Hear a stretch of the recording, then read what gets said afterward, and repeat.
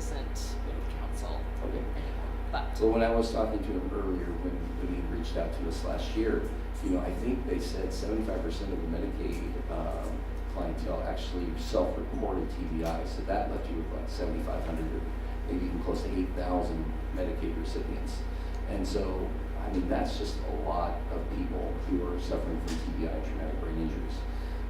And so when there's lack of homes, there's lack of support for you.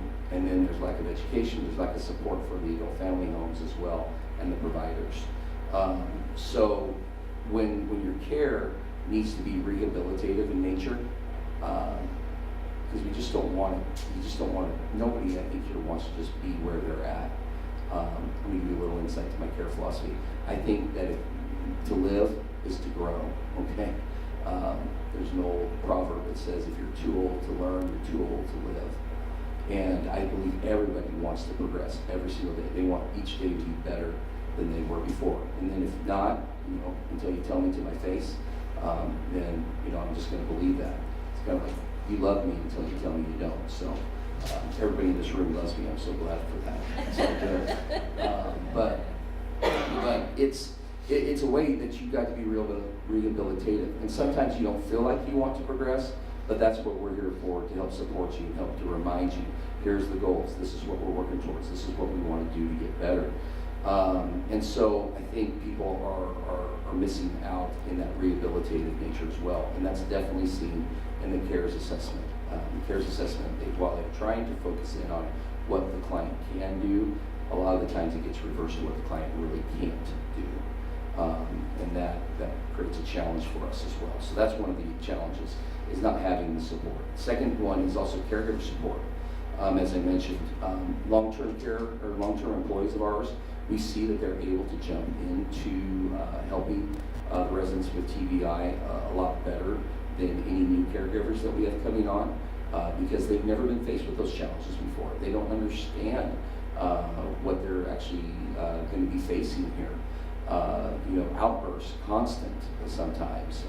Some of the ones that we have, it's cursing, and I would say 24/7, but that's an exaggeration, but it's quite a bit that just goes on, and yelling and outbursts. How do you handle that? How do you deal with that? What's going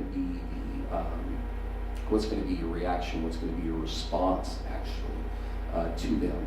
And how are you going to help them de-escalate or redirect them into a more productive frame of mind? So that's part of that as well. But our long-term employees, after being with us and learning and training and the teaching, going through and following the program that we've set up, we see them able to handle those behaviors a lot better and redirect them, and then there's more production. Again, as I mentioned, the first TBI client that we had.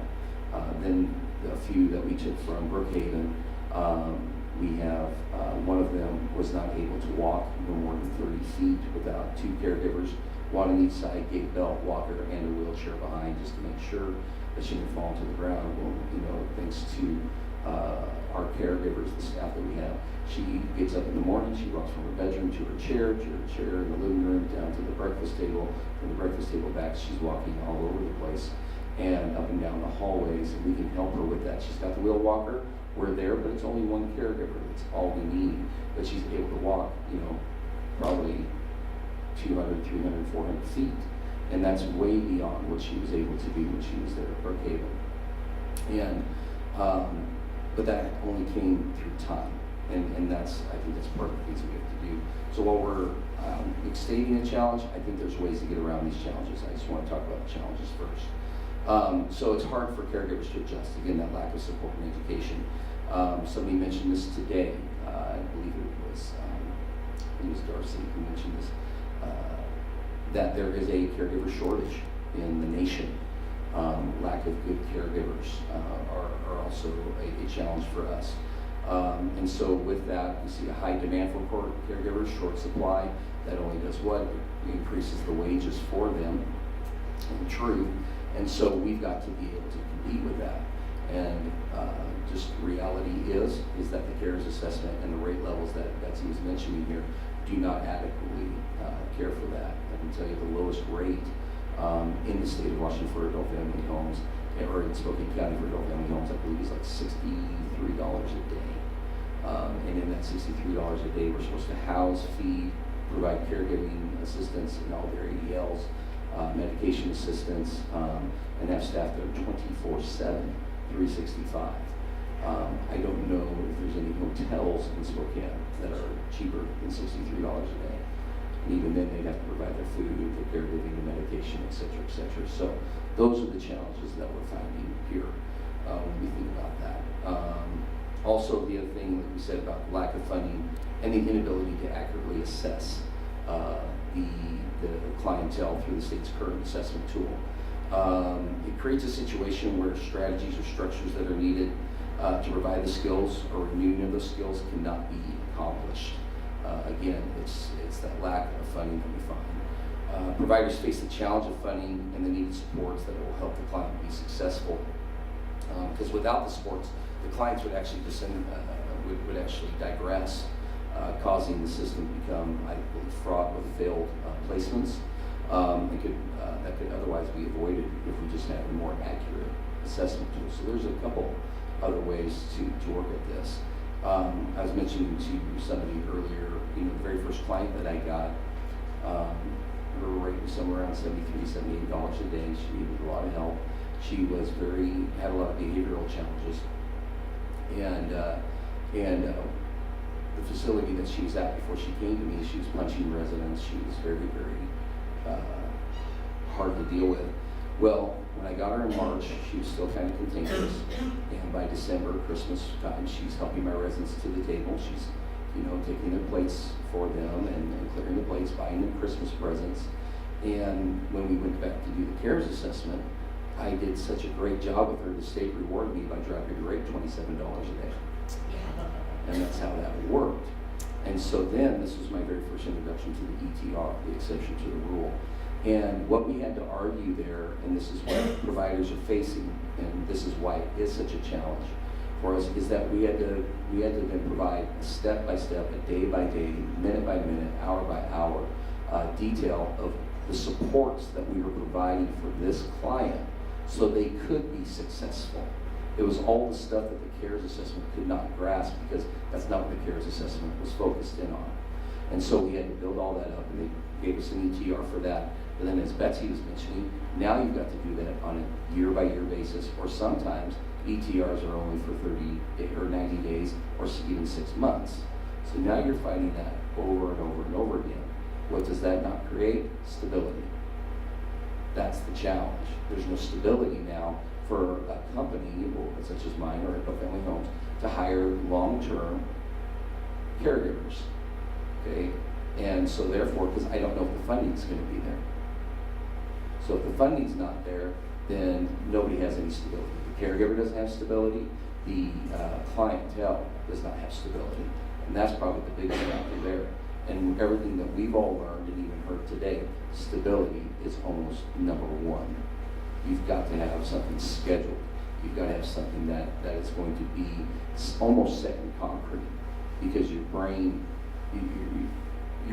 is not going to remember all the complexities and try to remove and navigate. Now, who do I have to get used to now? And who do I have to get used to now? Well, this person was just here this last week. How come they're not here this week? And all that movement is part of the problems.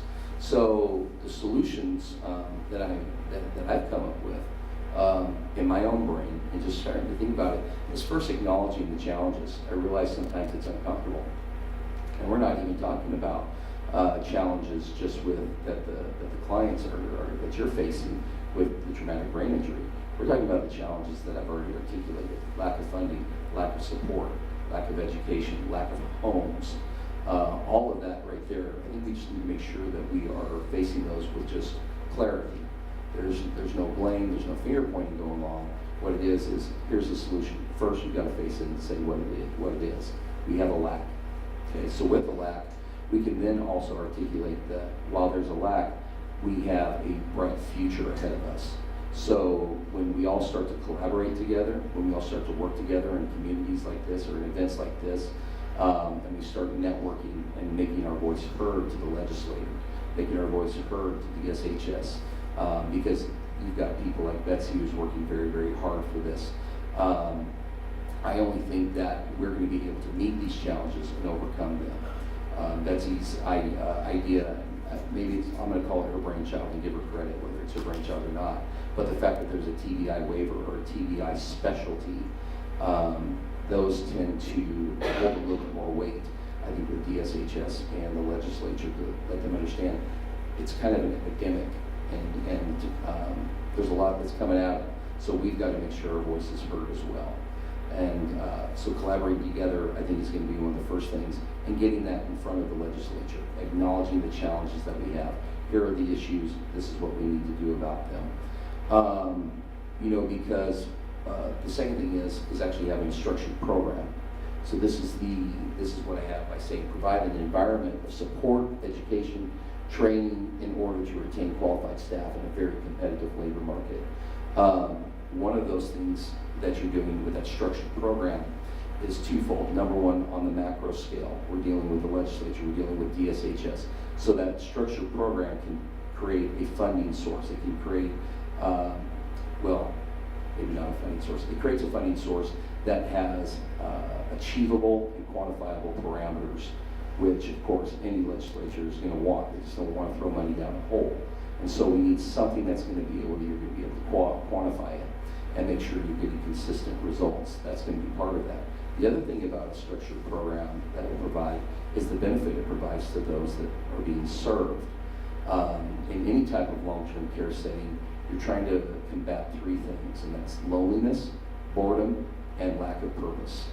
And so when you create a structure, and this is what we're trying to do in our facilities, some days we're successful, other days not so much, but we keep on trying for it.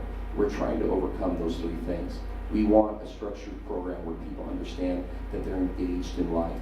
They're a part of life every single day. Just because you're in a facility like this does not mean life is over. In fact, if it did mean life was over, I wouldn't even be in this type of business. It means that life is just different, but different can still be great. And every day can still be great. So we're going to engage you to get rid of the boredom.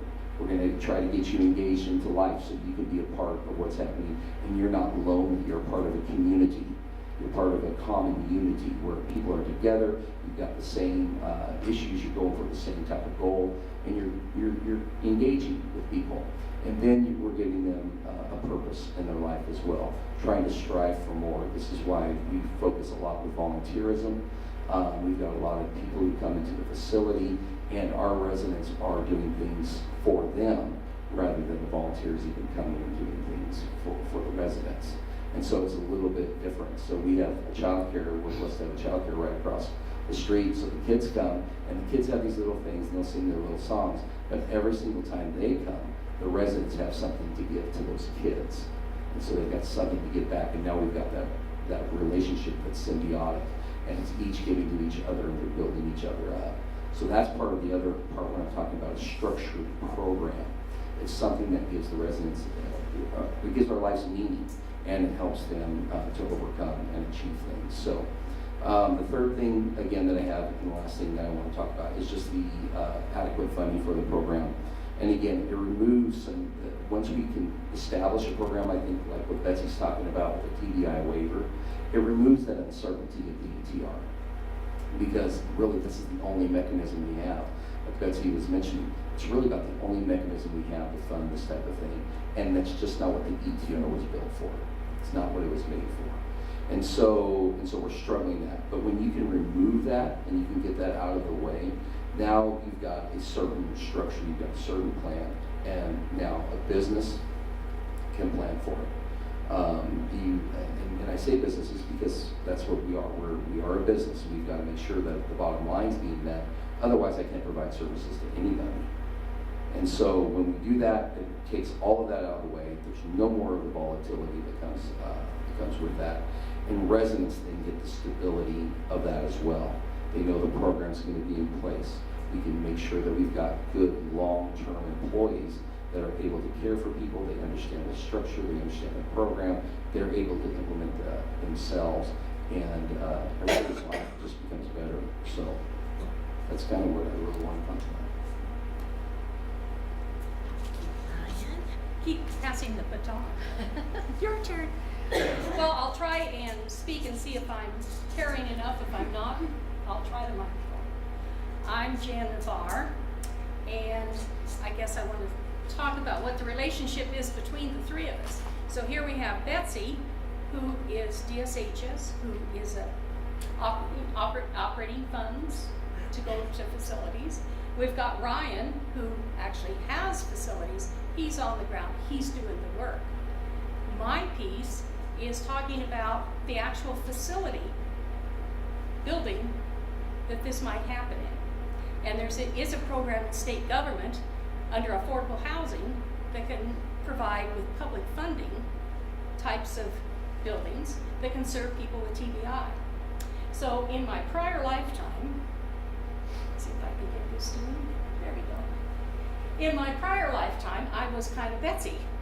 I started out, I had a 30-year career with state government, 10, 12 years with DSHS, then for the last 20, I worked with a new program called the Housing Trust Fund. You can find it under the Department of Commerce, which is a small agency compared with mega DSHS. Their whole mission is affordable housing, which is a hot topic. Anybody hearing about homelessness, you understand what I'm talking about. So this is a fund that provides funding for all types of affordable housing in the state. And it's been in existence since '87.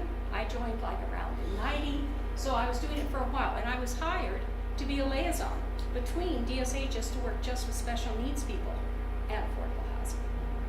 So along the way, there was programs for all kinds of special needs.